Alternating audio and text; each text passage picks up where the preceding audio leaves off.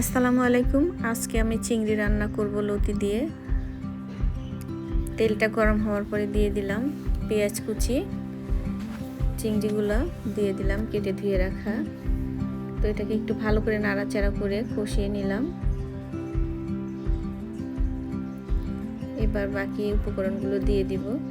লবণ দিয়ে দিলাম স্বাদ মতো, মরিচের গুঁড়া হাফ চা চামচ, ধনিয়া গুঁড়া হাফ চা চামচ, হলুদ গুঁড়া হাফ চা চামচ দিয়ে এবার এটাকে একটু নাড়াচাড়া করে কাঁচামরিচের ফালিগুলো দিয়ে দিলাম। একটু হালকা পানি দিয়ে দিব, গরম পানি। এটাকে একটু কষিয়ে নিব। দুটো আলু কেটে রেখেছিলাম, এবার আলু দিয়ে দিচ্ছি।